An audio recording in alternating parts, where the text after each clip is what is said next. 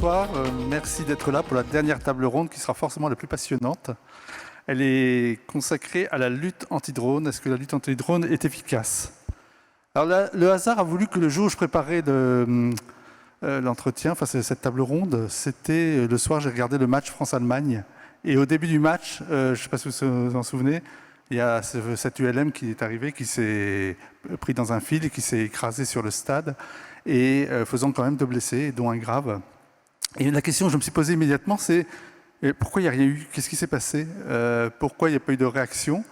Et si ça avait été un drone, est-ce qu'il aurait été abattu? Est-ce qu'il aurait été repéré? Là, c'est Greenpeace. Alors on dit que c'est parce que c'était Greenpeace et qu'on a vu que les forces de sécurité ont vu qu'il y avait une personne, ils n'ont pas voulu tirer. Donc je voudrais savoir, enfin, je ne sais pas. Mais je trouve que la question mérite d'être posée, et c'est d'autant plus que la France, bientôt, en 2024, accueillera les Jeux Olympiques. Et puis, il y a aussi le championnat du monde de rugby qui arrive. Et si je me souviens bien, à l'époque de l'Euro 2016, on commençait à déjà... on était bien avancé sur une réflexion sur les drones, puisqu'il y a eu déjà le survol des centrales nucléaires, qui avait été quelques temps auparavant. Il y avait aussi le survol de l'île Longue, donc... c'était quand même des sources d'inquiétude. Et bon, l'Euro 2016 s'est bien passé, il n'y a pas eu d'inconvénients, enfin il n'y a pas eu d'incidents. Et depuis 5 ans, la technologie s'est perfectionnée, les drones se sont multipliés, ils sont devenus de plus en plus accessibles, et c'est même il y a une diversité énorme de drones.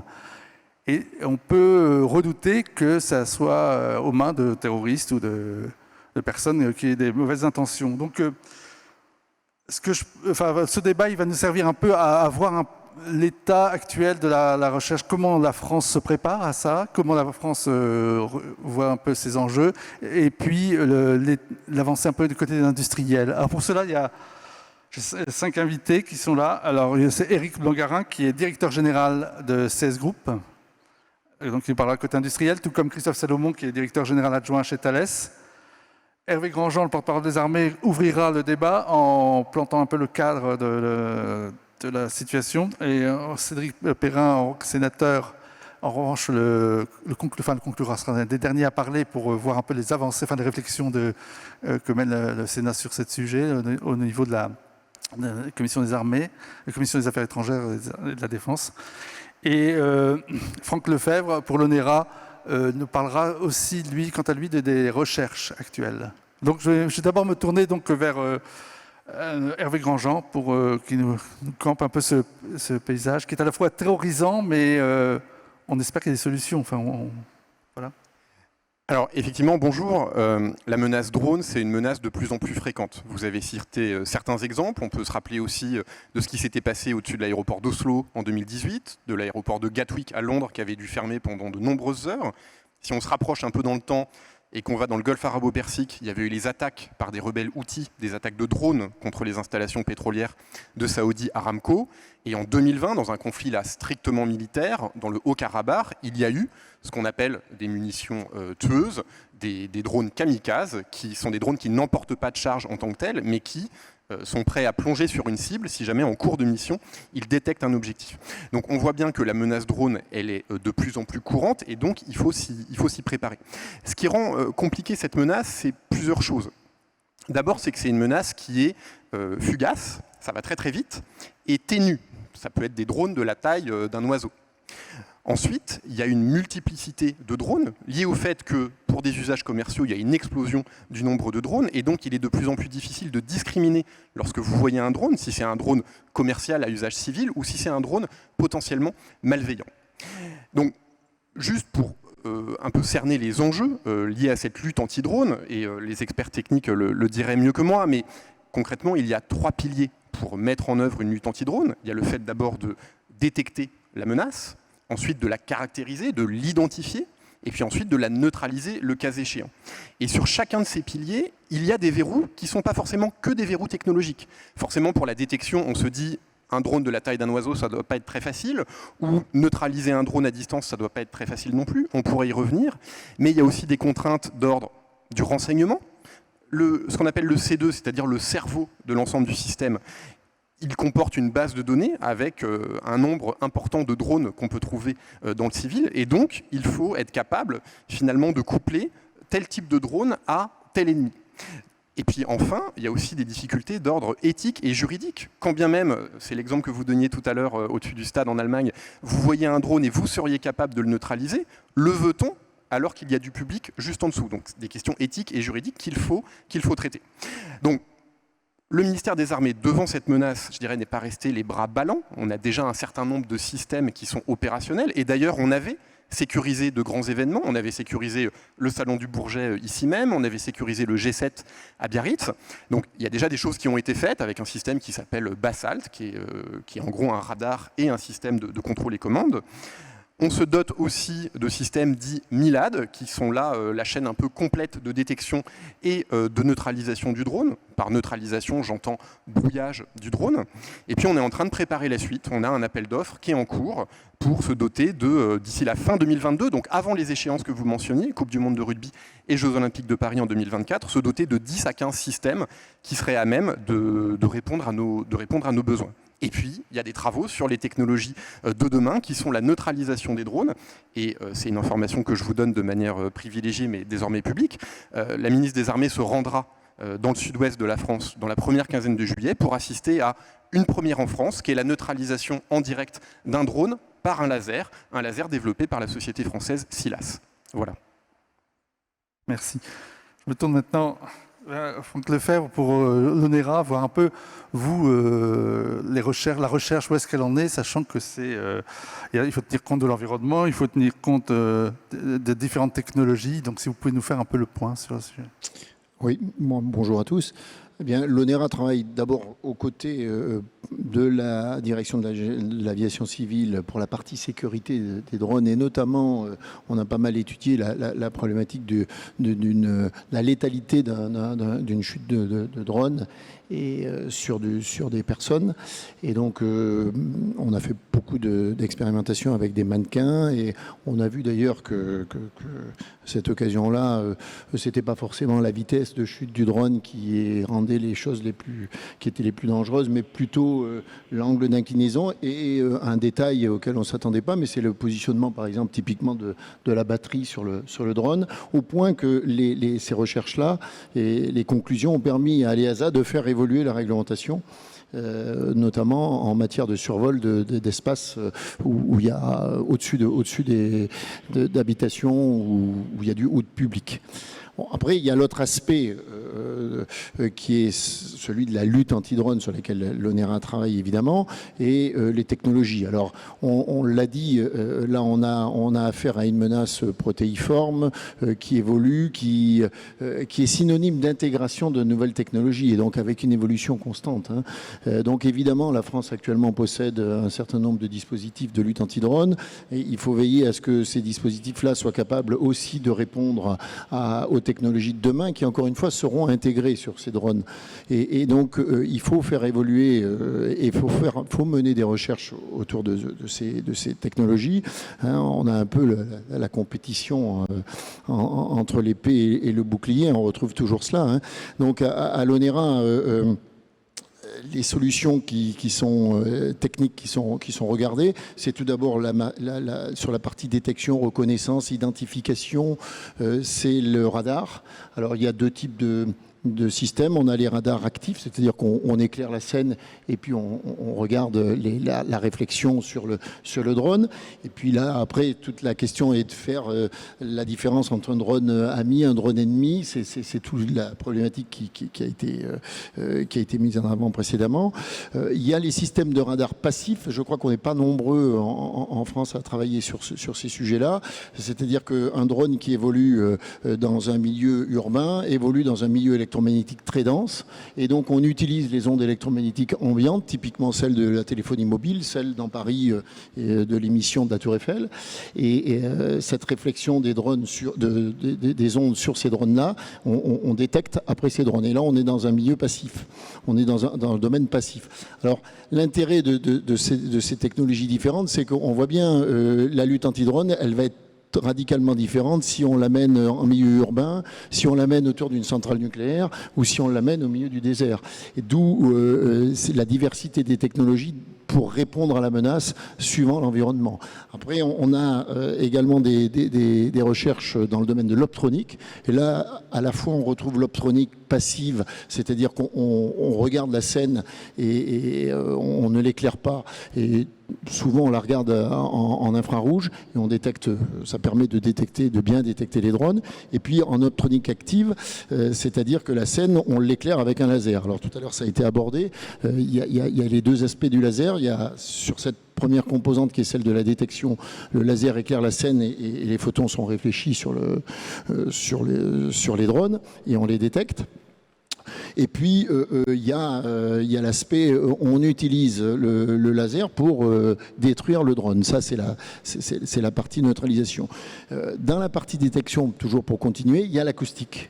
Et la détection acoustique peut se faire également, ça fonctionne bien, mais ça fonctionne bien, là aussi, ça dépend du milieu. La détection acoustique dans un milieu urbain où il y a beaucoup de perturbations et beaucoup de signaux acoustiques, c'est beaucoup plus difficile qu'autour d'une centrale nucléaire, par exemple.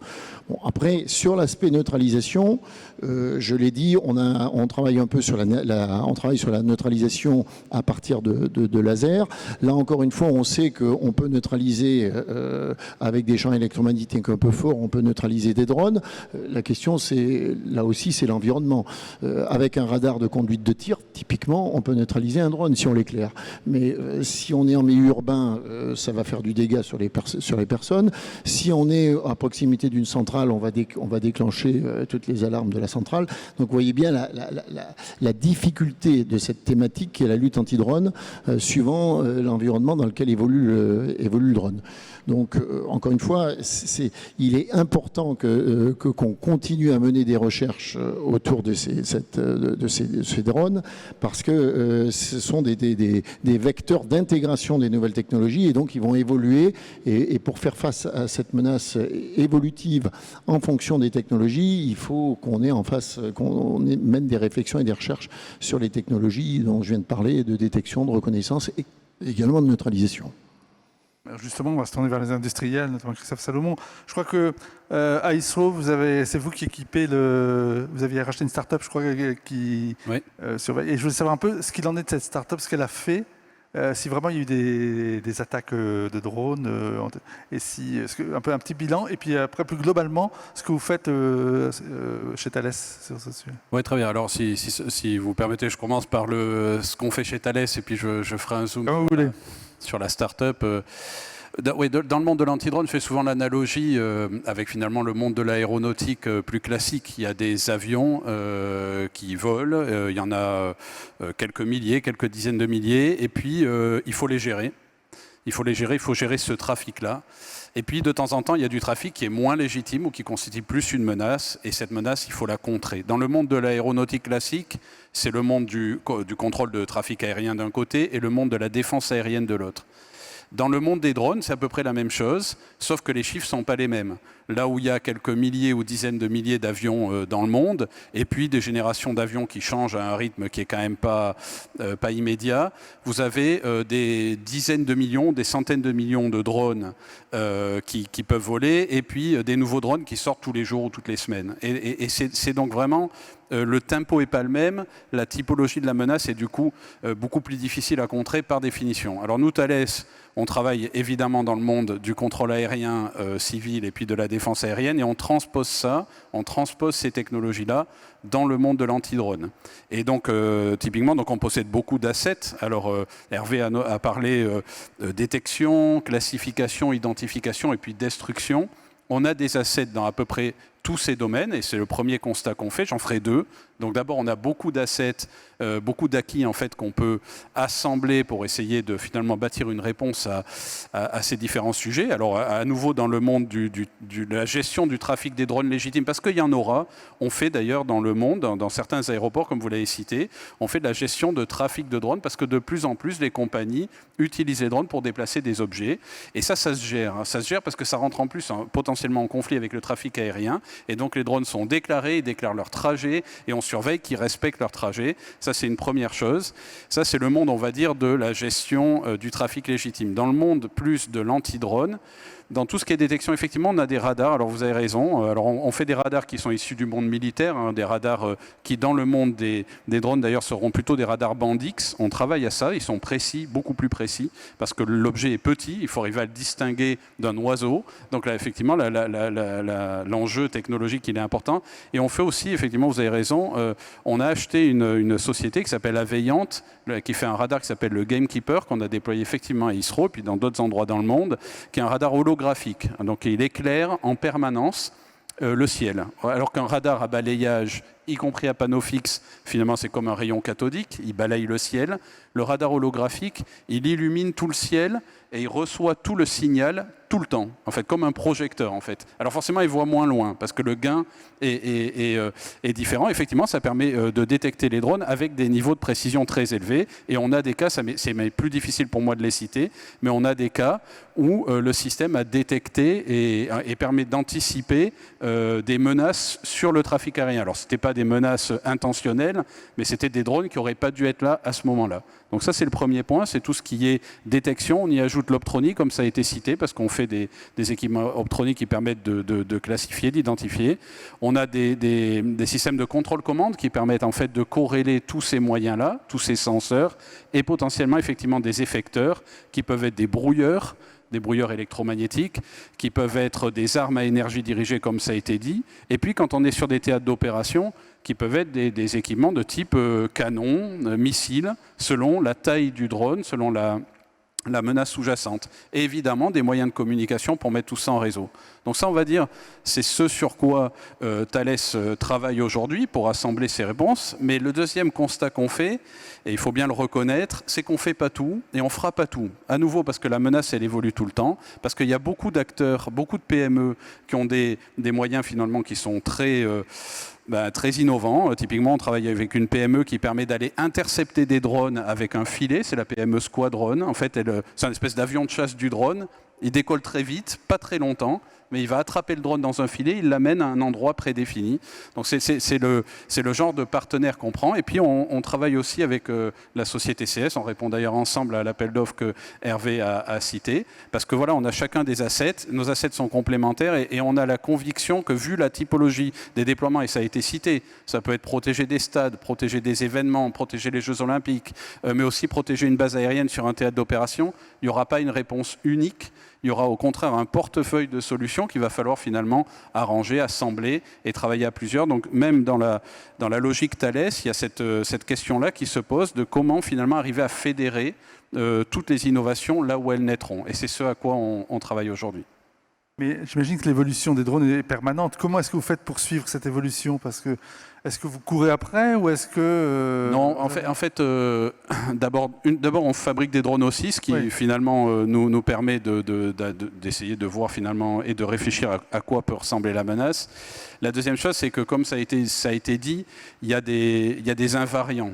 Les invariants, c'est le bruit, c'est la signature électromagnétique, c'est potentiellement la signature infrarouge, c'est la taille, c'est la charge utile, c'est la télécommande.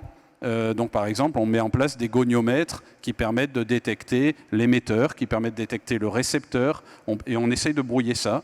Voilà, donc en fait, les drones évoluent, ils deviennent de plus en plus petits, ils deviennent de plus en plus puissants, mais pour autant, il y a quand même des fondamentaux qui nous permettent de considérer que nos radars, qu'ils soient actifs ou passifs, finalement tiendront la route. Et puis nous, on essaiera de faire toujours au meilleur niveau. Donc je me tourne vers CS Group, donc, puisque j'apprends que vous travaillez ensemble, mais vous faites aussi beaucoup pour l'exportation, je crois. Alors, CS a démarré sa réflexion et son action en matière de R&D sur la lutte anti-drone il y a près de 7 ans. Vous avez parlé de l'Euro 2016, nous étions en charge de la surveillance de l'Euro 2016, et on s'est passionné pour le sujet parce que ça correspond à l'ADN de CS. Les drones subissent une innovation technologique foudroyante. Les technologies qui sont mises en œuvre par les drones civils pour quelques centaines d'euros utilisent des terminologies militaires, l'évasion de fréquence, la reconnaissance d'images, pour n'en citer que quelques-uns. Et donc nous avons eu la conviction que Là où on démarrait il y a 6 ou 7 ans avec une demi-douzaine d'acteurs dans le monde, aujourd'hui on en dénombre à peu près 250 qui sont soit des industriels équipementiers de senseurs ou d'effecteurs, soit des vendeurs de solutions globales. Notre ADN, c'est de nous positionner au cœur d'une chaîne de C2 et d'embarquer de l'intelligence artificielle et de tester justement, parce que les drones sont des animaux particuliers, l'efficacité des senseurs qui existent et des effecteurs qui peuvent exister ou être proposés, et de voir dans quelle mesure ils sont adaptés en termes de coûts économiques par rapport à la menace que l'on souhaite éviter. Il est évident, quand on cherche à protéger un VIP ou un stade, comme vous l'avez mentionné, ou à éviter de perdre 18 milliards de dollars de recettes pétrolières en Arabie Saoudite comme en 2019, vous n'avez pas la même capacité à investir de l'argent d'une manière massive pour trouver des protections qui soient efficaces.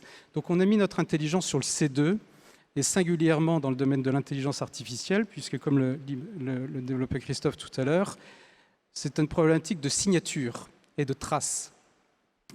Parce qu'effectivement, on parle de millions d'objets qui ressemblent bigrement à des oiseaux ou à des piétons lorsqu'on utilise de la technologie radar. Et savoir discriminer, quel que soit le temps, la nuit, le jour, les conditions météorologiques ou autres, et surtout face à des menaces de type essaim, quand on s'émerveille de voir des Chinois faire des démonstrations avec 1000 drones la nuit, eh ben vous imaginez 1000 drones qui ne sont pas là pour faire le show, mais qui sont là pour vous attaquer, chacun avec une petite charge, ça peut devenir très rapidement une menace extrêmement difficile. Donc CS a mis son intelligence sur le C2, on a testé 7 ou 8 radars dans le monde dédiés. On a mesuré à quel point certains acteurs qui proposaient des radars sur le papier avaient du mal à répondre, je dirais, à la criticité et à la difficulté de détecter des objets aussi difficiles. On a testé une bonne dizaine d'effecteurs, effectivement des systèmes à base de brouillage, qui aujourd'hui est la technologie la plus classique, soit pour mettre à distance, soit pour brûler des drones, c'est-à-dire des impulsions électromagnétiques. On a testé des moyens dits de hard kill, c'est-à-dire en utilisant la mitrailleuse un peu lourde asservie sur nos systèmes. Et puis il y a d'autres effectivement effecteurs qui sont possibles, pour autant que le rapport coût-efficacité soit important. Parfois on parle d'employer des missiles. L'attaque, qualifions-la d'iranienne en Arabie Saoudite, a coûté à peu près 2 millions de dollars, tout compris, 20 drones à 50 000 plus les faux frais, si je puis dire.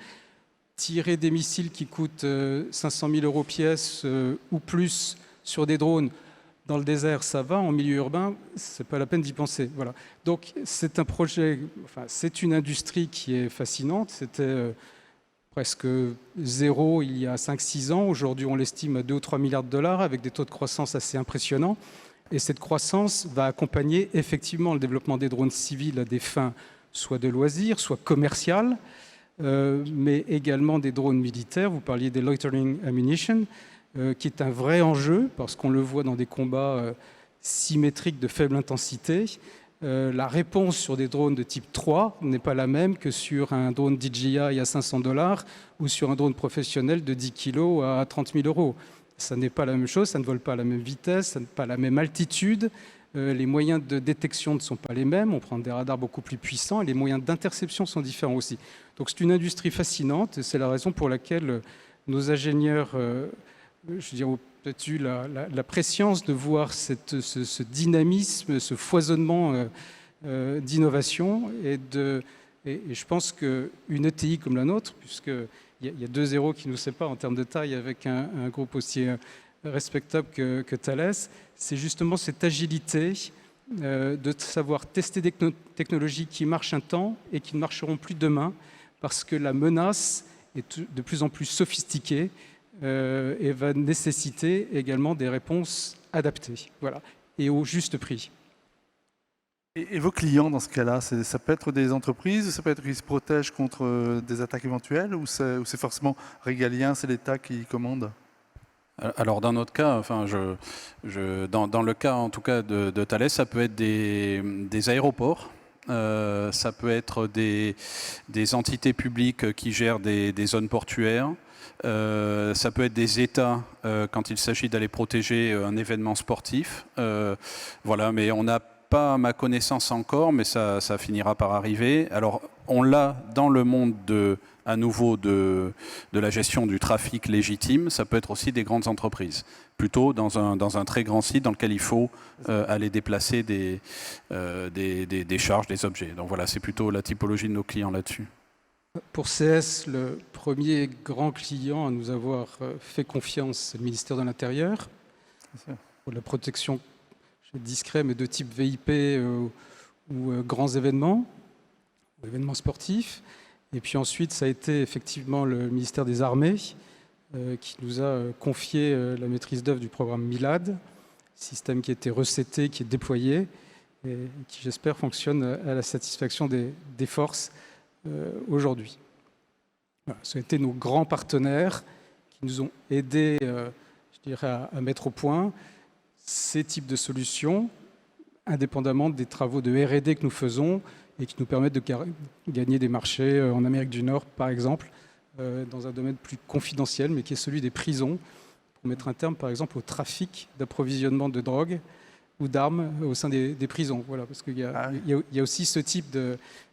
Et là, il est important de trouver qui est à l'émission du drone, puisqu'il faut trouver le trafiquant, voilà, qui est à l'extérieur de la prison. Et ça marche ? Et ça marche. Je reviens juste à vous parliez des systèmes qui ont été commandés. C'est 10 systèmes qui seront commandés à l'horizon 2024 ou l'année prochaine. Et c'est quel type de système que vous demandez ? Alors, c'est des systèmes qui s'appuieront sur les 3 piliers que j'avais indiqués, donc à la fois la capacité de détection, donc des senseurs, à la fois un cerveau, donc le control and command, et enfin des effecteurs. Donc ça sera entre 10 et 15 systèmes qui arriveront dans nos forces d'ici la fin de l'année prochaine. Donc c'est quelque chose qui va vite parce qu'on vient de lancer l'appel d'offres et finalement en moins de 18 mois, on aura ces matériels qui seront livrés et dont on sera à même de se servir pour les grands événements que vous aviez signalés. Donc c'est attribué, c'est déjà attribué, les contrats sont attribués ou pas encore ? Non, l'appel d'offres est en cours. Et il y a beaucoup de candidats. Ça, je ne peux pas vous le dire. Je n'ai pas regardé. On ne communique pas sur les procédures tant qu'elles sont en cours. Voilà. On donnera le vainqueur à la fin. Je retourne vers vous, Cédric Perrin. Vous avez pu écouter tout le monde, je crois que vous avez entendu tout le monde, vous les avez reçus, et vous êtes en train de préparer un rapport sur cette question justement des drones. Est-ce que vous pouvez nous en dire quelques mots ? Oui, je vous remercie. J'ai écouté avec attention. Ça fait plusieurs mois que je travaille sur cette question, enfin plusieurs années même, parce que j'ai commencé en 2017 avec un rapport qui avait permis d'aboutir à une décision de la ministre d'armer les drones en juillet 2017. C'était un rapport sur les drones qui avait, je pense, marqué un petit peu les esprits. Et puis là, on a évidemment considéré, comme tout le monde, que la menace drone, elle est elle sera évidemment extrêmement structurante des conflits futurs, malheureusement. On a largement pris en compte le retour d'expérience entre guillemets du Haut-Karabagh et toute la problématique drone qui a quand même été extrêmement prégnante et qui a permis sans aucun doute à un des protagonistes de prendre l'ascendant sur l'autre. Et ça nous a permis aussi de réfléchir d'essayer de commencer à réfléchir à nos moyens capacitaires et aux usages qu'on en fait nous dans l'armée. Donc il va y avoir évidemment un certain nombre de points sur ce rapport. Et puis on a évidemment de cela atterri sur, si je puis dire, sur la lutte anti-drone, qui est un élément aussi très important, puisqu'aujourd'hui on avait en 2017 400 000 drones sur le territoire national, on en a 2,5 millions aujourd'hui à peu près. Donc même si je suis à la commission de la défense, on s'intéresse aussi à la lutte anti-drone sur le territoire national, parce que de toute façon c'est un tout. Donc il est important de prendre en considération tout cela. Nous, notre objectif, c'est vraiment de faire une espèce de benchmark, de veille de ce qui se fait aujourd'hui. On a la chance d'avoir, il faut quand même le dire, et en être fier sur le territoire national, une multitude de start-up, d'entreprises plus ou moins grosses qui travaillent sur ces questions. Mais on a aussi la conviction, et on aura l'occasion de le dire, que l'attention sur la lutte anti-drone a été portée très tardivement. Mais ça, ce seront des débats qui seront plus des débats politiques, qui seront en séance et dans l'hémicycle ou ailleurs. Mais voilà, que l'intention a été prise très tardivement. Alors on a effectivement ce fameux marché parade là, qui est lancé par la DGA tout récemment, qui permettra de retenir, je crois, 3 entreprises sur ces sujets, qui de l'ordre du 300-400 millions d'euros sur à peu près 70 millions d'euros qui seront déployés sur la programmation militaire à venir. Donc on espère effectivement que les moyens seront suffisants, mais ce sont des menaces qui sont de plus en plus importantes, qui sont de plus en plus inquiétantes. Et vous avez commencé vos propos en parlant effectivement du stade de Munich. Et on a de cesse effectivement de dire les uns et les autres que la menace, c'est aussi un engin volant au-dessus d'un stade avec un IED ou n'importe quoi. Et j'avais quelqu'un en audition il y a très peu de temps qui me disait, mais vous savez, il n'y a pas besoin d'avoir un IED, il suffit d'avoir des intentions malveillantes. Enfin, je ne veux pas trop développer le sujet sur les ondes, mais des intentions malveillantes pour arriver à faire des choses qui peuvent potentiellement être extrêmement dommageables. Donc il faut travailler sur ces questions. Il y a plein d'entreprises qui travaillent. Nous, ce qu'on veut, c'est essayer de développer, de pousser en tout cas à ce que on privilégie des processus d'acquisition qui doivent être des processus agiles, rapides. Et moi, j'ai le sentiment aujourd'hui, et là, c'est mon rôle de politique que de le dire, mais j'ai le sentiment aujourd'hui qu'on n'a pas adapté nos processus d'acquisition à l'évolution des nouvelles technologies, à l'évolution de l'innovation. Parce qu'aujourd'hui, l'innovation, elle est évidemment galopante. Il faut aller la capter là où elle est. J'ai fait un rapport d'ailleurs sur l'innovation en 2019 qui rappelait tous ces points-là. Il faut aller la capter là où elle est, de manière extrêmement agile. Et aujourd'hui, les processus d'acquisition ne le permettent pas, il faut être très clair. Il y a une multitude d'exemples là-dessus. Je ne veux pas ni stigmatiser personne, ni critiquer quelques points. Ce sera dans le rapport. Donc, on parlera de Milad, on parlera de Basalt, on parlera de plein de choses. Et on expliquera en tout cas ce que nous, on a retenu des auditions qu'on a eues. Mais il y a beaucoup à dire sur le sujet. Et je ne veux pas déflorer le sujet du rapport parce qu'il sera présenté en commission mercredi. Mais ce qui est certain, c'est que très honnêtement, on a la chance d'avoir dans ce pays des entreprises qui sont à la pointe sur ces questions. Il faut savoir les utiliser, il faut savoir les utiliser avec réactivité et avec agilité. Je milite toujours pour que l'Agence d'innovation et défense, je l'ai fait en 2019 et je continue de le dire, pour que l'Agence d'innovation et défense ait plus d'autonomie financière, plus d'autonomie hiérarchique pour pouvoir être plus réactive et pouvoir justement sur ces sujets qui sont des sujets qu'il faut capter extrêmement rapidement, soit en tout cas un moteur qu'elle permette en tout cas de contrebalancer les lourdeurs de la DGA en la matière. Quand je parle de lourdeur, c'est évidemment les lourdeurs en matière d'acquisition, dues notamment à un certain nombre d'appels d'offres qui sont très longs. Mais je ne veux pas rentrer dans le détail. On avait inscrit dans la loi de programmation militaire au Sénat un amendement qu'on appelait amendement acquisition, que le gouvernement a refusé de transcrire dans le code des marchés publics. Donc aujourd'hui, on essaye en tout cas nous d'inscrire un certain nombre de points pour rendre les acquisitions plus agiles. Et on espère que les rapports multiples et variés qu'on fait, qui sont, je pense en tout cas des rapports travaillés, permettent d'apporter en tout cas quelques idées, quelques préconisations qui permettront d'aller plus vite. Mais ce qui est certain, c'est que c'est une menace qui est protéiforme sur tous les spectres qui concernent les drones de grande taille comme les drones de petite taille. Sur les drones de grande taille, on a effectivement une défense sol-air qui est plutôt efficace, mais qu'il faudra sans doute moderniser. En revanche, la difficulté, c'est sur les drones de petite taille qu'il faut arriver, comme le disait Hervé tout à l'heure, à identifier, à caractériser et ensuite à détruire. Et toute la difficulté aujourd'hui, c'est qu'on a des entreprises qui sont parfaitement capables d'identifier et de caractériser. C'est le cas notamment sur un aéroport. Mais le problème, c'est que sur un aéroport, on évite évidemment d'avoir des objets qui vont tomber. Donc aller l'identifier, le caractériser, c'est bien. Derrière, il faut le détruire et le mettre hors d'état de nuire. Et c'est là que rentrent en jeu des enjeux éthiques, évidemment, mais aussi des enjeux en termes d'armes utilisées, d'effecteurs. Est-ce qu'on va utiliser de l'eau? Est-ce qu'on va utiliser des munitions, des missiles? Et là, on rentre dans l'attrition aussi, parce que, évidemment, utiliser des missiles très très chers pour aller détruire un drone à 2000 €, ça commence à être c'est vite compliqué. Donc voilà, il y a beaucoup d'enjeux autour de tout ça. Je crois qu'on est en pleine, j'allais dire, révolution au sein des différentes structures qui doivent gérer tout ça. On parlait du ministère des Armées, mais il y a aussi le ministère de l'Intérieur. Il y a évidemment les JO 2024 qui arrivent, la Coupe du Monde de rugby, la Coupe du Monde de rugby, oui. Donc différents événements qui nécessiteront évidemment une prise en compte de la lutte anti-drone, tout comme d'ailleurs de la surveillance par drone, pour laquelle là aussi on n'est pas très au point, mais je ne veux pas lancer le débat là-dessus. Voilà un petit peu sur quoi on travaille aujourd'hui. J'aurai peut-être l'occasion de revenir sur différents points ou d'intervenir au cours du débat. Merci. Vous voulez répondre ? Oui, monsieur le sénateur a évidemment raison, c'est des sujets sur lesquels il faut aller vite. Nous, on considère qu'une procédure d'acquisition qui mène à l'achat de 10 ou 15 systèmes qui se fait en moins de 18 mois, c'est plutôt une performance quand on évolue dans le contexte d'un code des marchés publics qui est imposé finalement par la loi.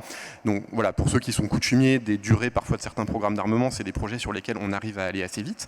Et par ailleurs, l'agilité, elle repose pas seulement ou ne repose pas en l'espèce dans la question de l'acquisition. Il y a aussi des choses qui peuvent se faire de manière agile, indépendamment des procédures. En ce moment, en opération extérieure, on est en train de tester ce type de système pour voir si ça répond aux besoins dans un contexte qui n'est pas le contexte qu'on a pu décrire sur le territoire national. Et il y a un deuxième enjeu qu'on est en train de tester en ce moment en opération extérieure, c'est la question de la mobilité.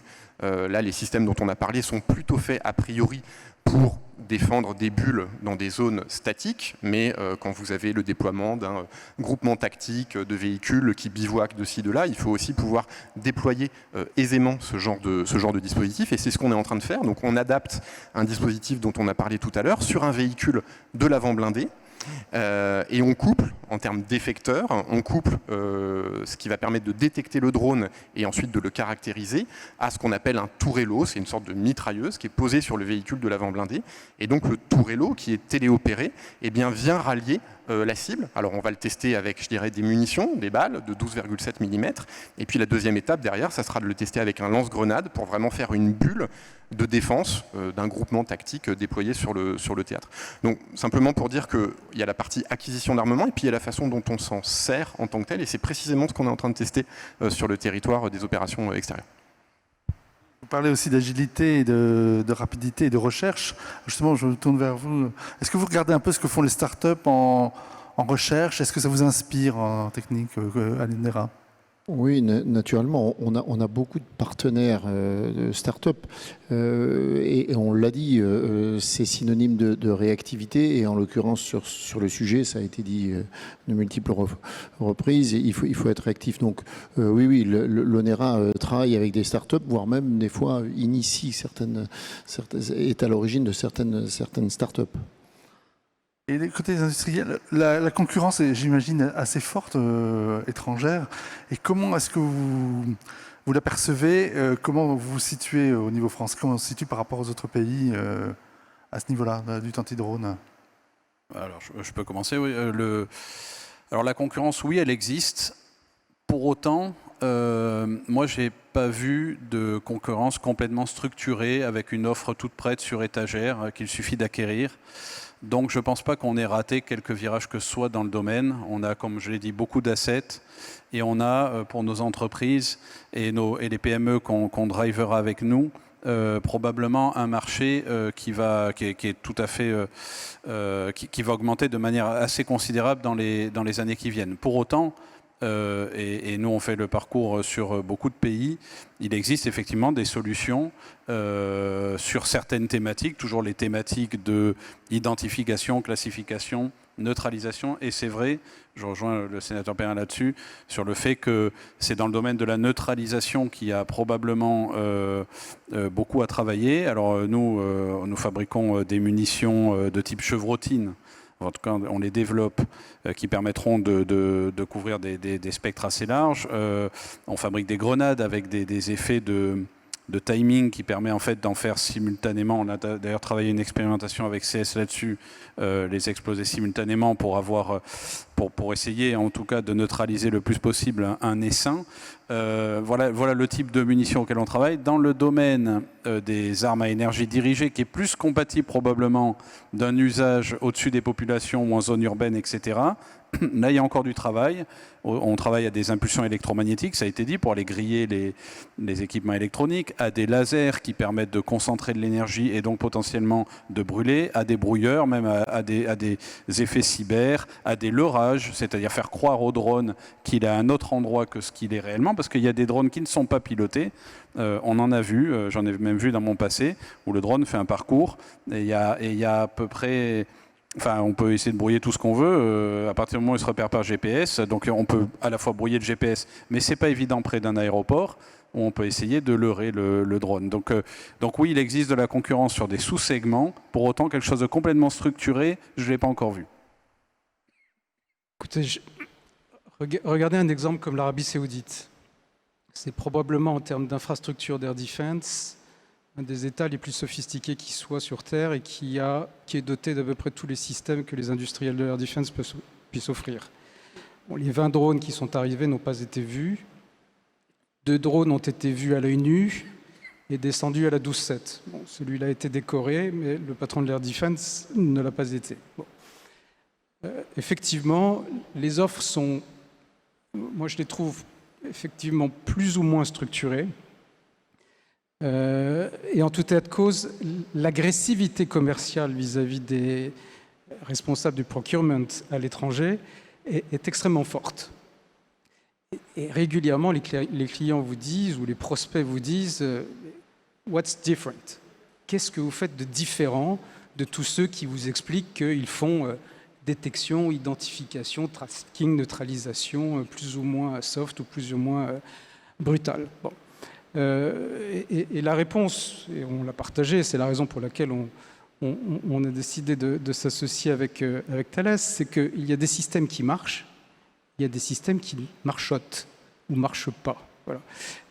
Et effectivement, la différence, il ne s'agit pas de prendre des senseurs, le coupler un C2 et de mettre un effecteur pour avoir un résultat. Ça, si c'était ça, ça se saurait. Et c'est compliqué, un drone, c'est malin. Donc les offres sont effectivement, il y a beaucoup de marketing, il y a beaucoup d'agressivité commerciale, mais des acteurs sérieux, capables d'adresser une offre avec des concepts d'emploi morcelés, ce n'est pas la même chose que effectivement d'adresser des besoins civils, y compris avec des enjeux d'air traffic control que vous connaissez merveilleusement, ou de prendre des agressions de type terroriste ou des loitering ammunition. Ce sont des concepts d'emploi qui sont très hétérogènes et il n'y a pas de réponse universelle. Donc il faut structurer son offre. Ce ne sont pas les mêmes senseurs, les mêmes effecteurs, les mêmes règles d'engagement selon les situations. Effectivement, sur un aérodrome, prendre de l'eau, c'est bien, mais ça va pas loin. En revanche, déjà, prévenir à des aéronefs qu'il y a un drone sur la ligne d'atterrissage, ça permet déjà d'éviter un accident, ce qui est déjà une première victoire. Bon, ensuite, effectivement, le faire se poser est un deuxième sujet. Mais voilà, les concepts sont multiples, il n'y a pas d'acteur omniscient.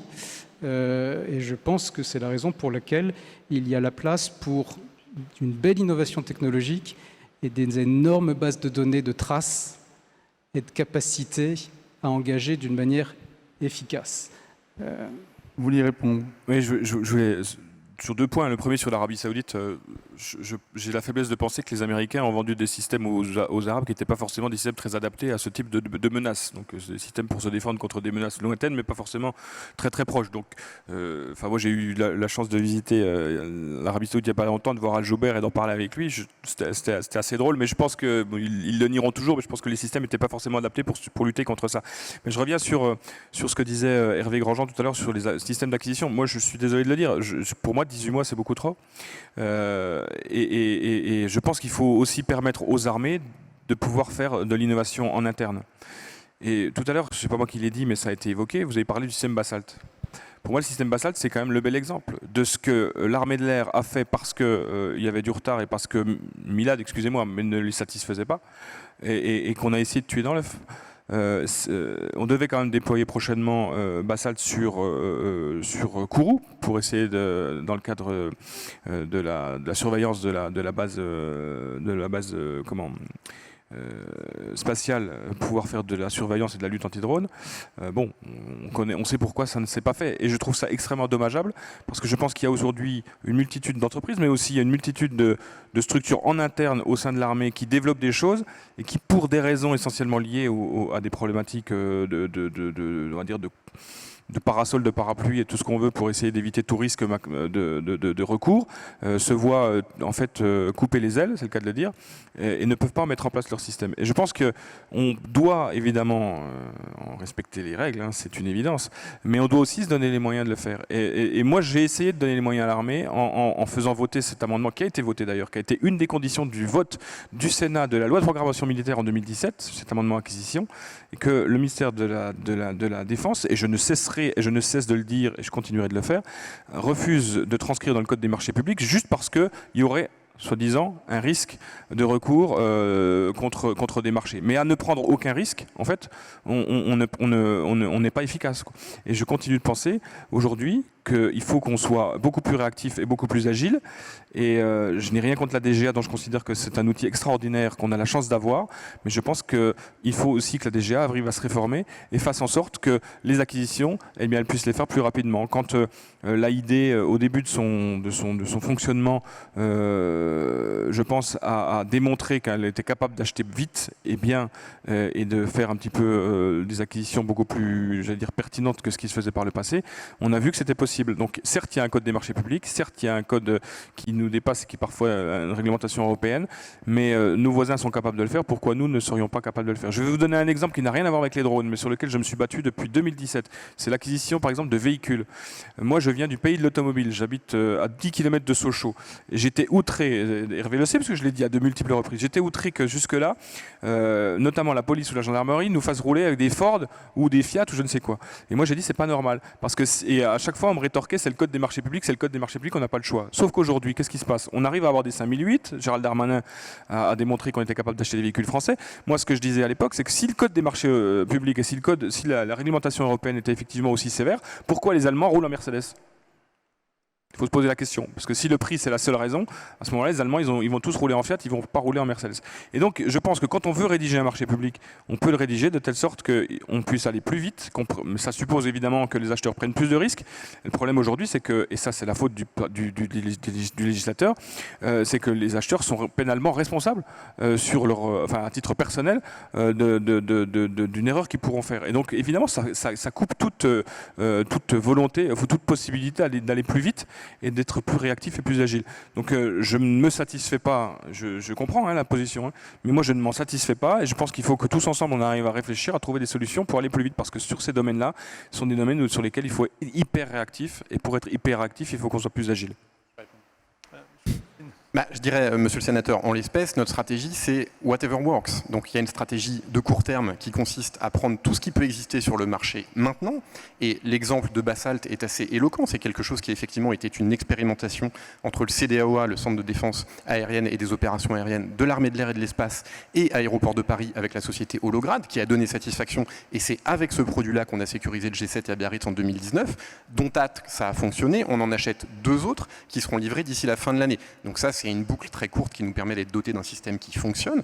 Je ne reviens pas sur Milad, dont j'ai bien cerné qui ne recueillait pas votre assentiment, pour arriver sur Parade, dont on peut considérer qu'il est lent. Mais encore une fois, l'idée n'est pas de concevoir un système qui marche dans 10, dans 15, dans 20 ans. C'est quelque chose qui marche d'ici la fin de l'année prochaine. Donc, c'est toujours trop long, mais c'est néanmoins très court. Et puis, on couple cette approche, je dirais, court terme, avec une approche de développement technologique qui fait mûrir notre base industrielle, avec le développement de drones anti-drones, le développement, ça a été dit par ces messieurs, d'armes électromagnétiques et d'armes laser. Donc, je dirais, on joue sur les 2 tableaux, le besoin court terme et puis un développement techno un peu plus long terme. Voilà, en tout cas, on ne reste pas les bras ballants.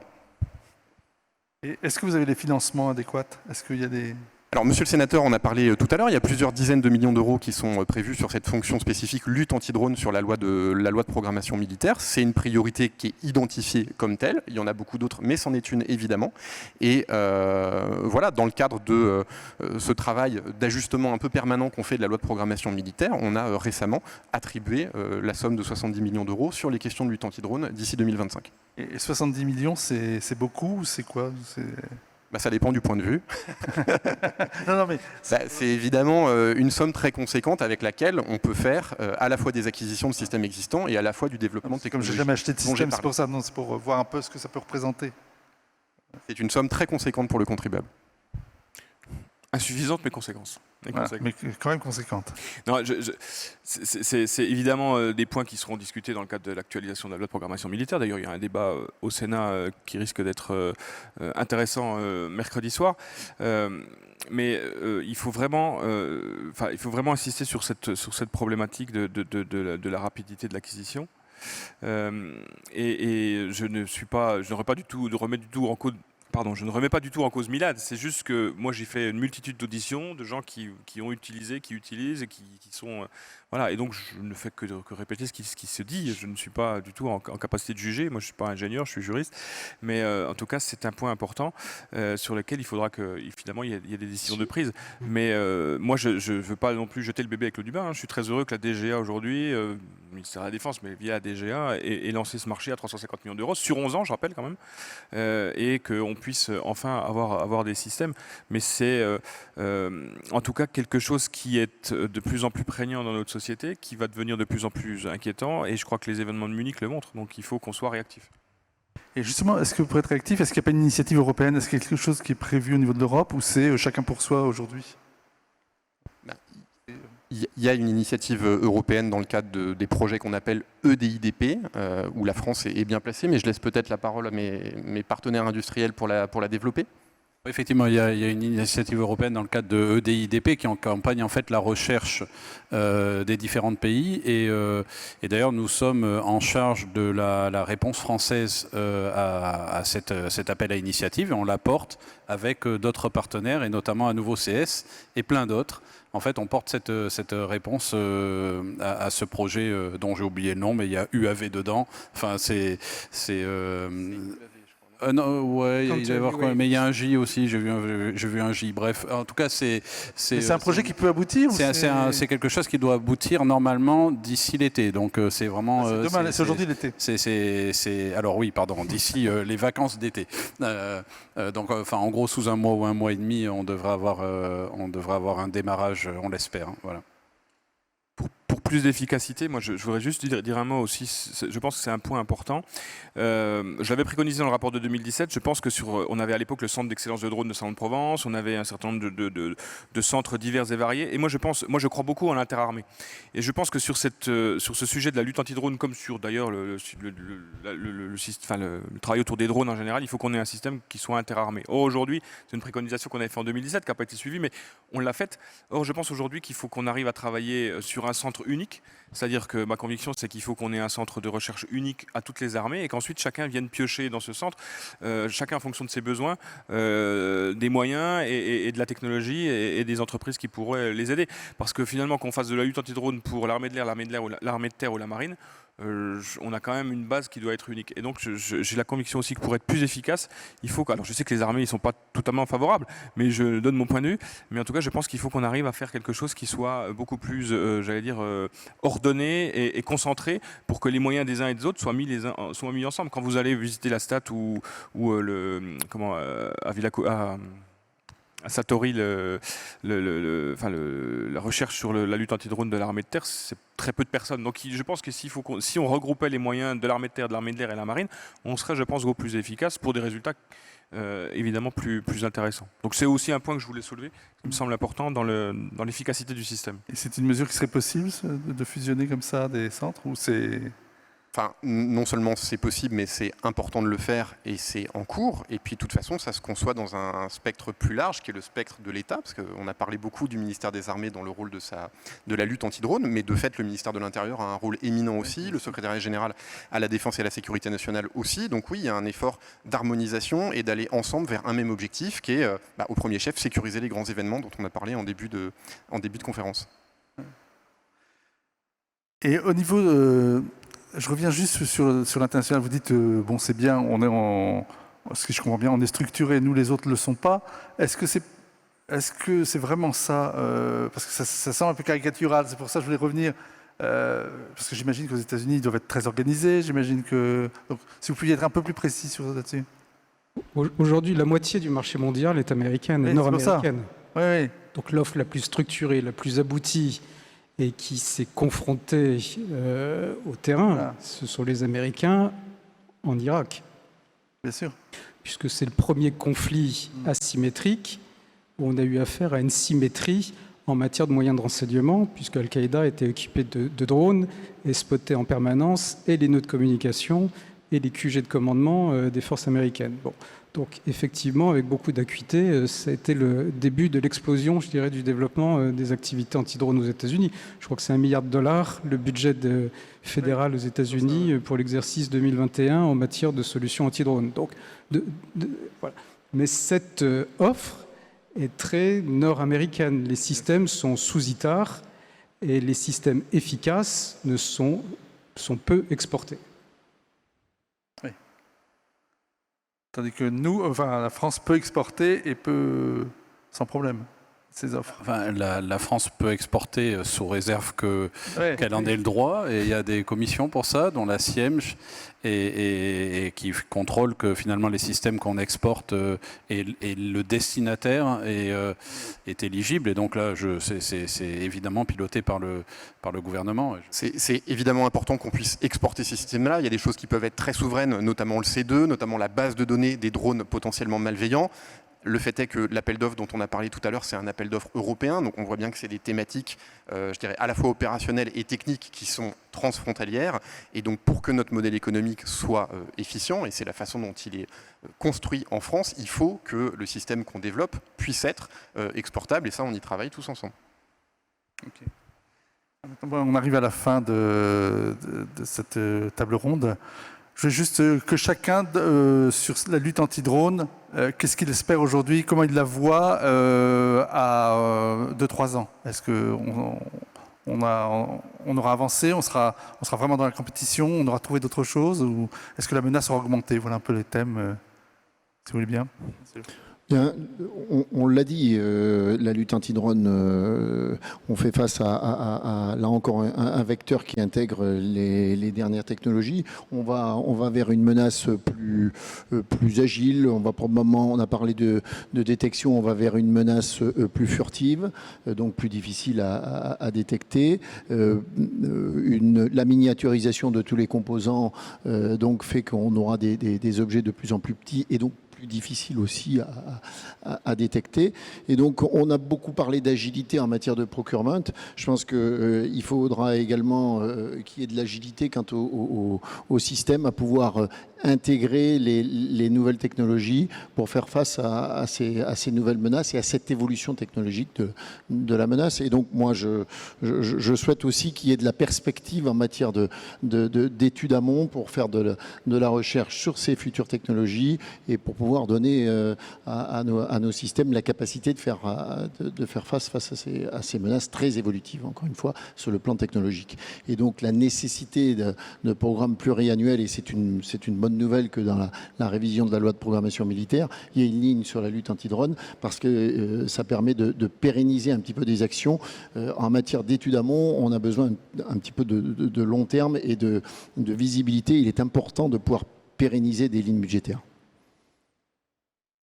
Bon, je dirais rien de plus. Moi, je pense qu'effectivement, je l'ai dit au début de mes propos, que ce sera un élément très structurant des conflits futurs. Donc, il faut qu'on le prenne en considération. Ça va être le cas dans le cadre de la loi de programmation militaire, donc c'est important. Je pense qu'il faut qu'on y mette les moyens. J'espère qu'ils y seront. Mais comme on a très peu de chances d'avoir la loi de programmation militaire devant le Parlement, évidemment, on n'aura pas trop notre mot à dire sur le sujet. Mais on s'exprimera quand même. Et évidemment, il faut qu'on ait, je pense, des capacités à encourager, à aider nos entreprises à faire de la recherche, de développement et à travailler sur ces questions. On a parlé de crédit amont tout à l'heure. Moi, je suis heureux qu'effectivement, je l'ai dit tout à l'heure, cet appel d'offres parade soit fait par la DGA, mais ça a, de mon point de vue en tout cas, pris beaucoup de retard. C'est l'exemple de Shield, un programme qui a été lancé par l'ONERA sur ses fonds propres parce qu'il n'y avait pas de ligne budgétaire dans la loi de programmation militaire sur la lutte anti-drone jusque-là. Donc c'est très bien que ça le soit parce que c'est une menace plus importante, protéiforme, sur laquelle il faudra effectivement être extrêmement vigilant parce que certes, les moyens vont j'espère, aller avec et donc les capacités de réponse vont être importantes, mais il y a aussi en contrepartie des drones qui vont être de plus en plus furtifs, de plus en plus efficaces, de plus en plus menaçants, etc. Donc c'est un peu la course à l'échalote. Et donc ce que j'espère, c'est qu'évidemment on aura les moyens, mais on les aura parce que j'ai confiance dans l'industrie en tout cas, je pense qu'on a en France la chance, je l'ai dit plein de fois, mais je le répète, d'avoir des structures qui sont en capacité de répondre à tout ça. Et bien, ma foi, il faudra qu'on se défende et qu'on ait les moyens de le faire rapidement. Dans le domaine militaire, on parle souvent de l'effet final recherché. C'est ce qu'on veut obtenir. Nous, ce qu'on veut obtenir à court terme, c'est d'abord une sécurisation de nos emprises sur le territoire national en OPEX. J'ai parlé de base aérienne, mais ça peut être un camp militaire, ça peut être un bateau qui est au mouillage, un bateau qui est dans un port, dans un pays étranger. Il a aussi besoin de se protéger contre une menace drone. Donc sécuriser nos emprises et nos points d'appui et sécuriser les grands événements dont il est demandé en partie au ministère des Armées de les sécuriser, que sont Coupe du Monde de rugby en 2023 et Jeux Olympiques en 2024. Voilà. Et sans obérer évidemment la préparation du futur, peut-être un petit peu plus lointain, c'est tous les développements technologiques sur le laser, sur l'électromagnétique, sur les drones anti-drones dont on a parlé. Voilà, alors donc un souhait à 2-3 ans, déjà peut-être si je me positionnais simplement en tant que citoyen, c'est que cette menace ne se matérialise pas évidemment. Pour autant, nous, notre boulot, c'est nous y préparer, nous préparer avec le ministère des Armées et toutes les parties prenantes à avoir une offre qui fonctionne. Je dirais donc du coup simplement un mot, on a souvent tendance à associer innovation et PME. D'abord, on innove beaucoup dans les groupes que nous sommes, qu'ils soient petits, moyens, gros. Nous, on a des dizaines de milliers d'ingénieurs qui font de la R&D tous les jours, depuis les stades les plus amont jusqu'à la mise en production.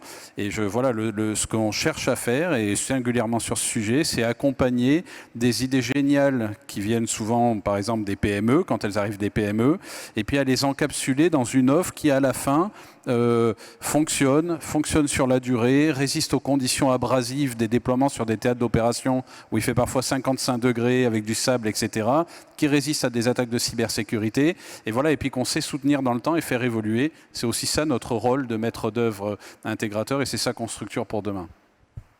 Ouais, bien évidemment, je partage tout ce qui vient d'être dit. Je rajouterai seulement que je pense qu'un système d'anti-drone dans le futur devra s'encapsuler dans un système d'air traffic control civil. Quand on contrôlera des distributeurs de colis qui vont utiliser des drones, eh bien on sera sur du trafic régulier, normé, sur lequel on devra détecter ceux qui n'ont pas déposé de plan de vol, premier sujet. Deuxième sujet, dans le domaine militaire, ça sera un sous-ensemble de l'air defense de proximité qui devra s'intégrer dans un système national. Ce sont des demandes qui sont exprimées par certains pays. Le paradoxe étant de surveiller des zones très petites, mais d'avoir une vision globale d'une menace drone qui peut attaquer un pays. L'autre petit élément, c'est l'aspect attaque en meute, en essaim.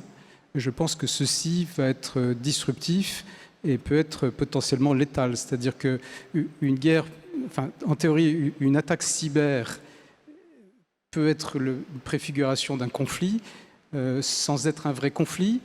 Une attaque d'essaim de drone peut être une espèce de pré-guerre sans déclencher une guerre, mais qui peut avoir des conséquences économiques et donc sociales massives sur certains pays.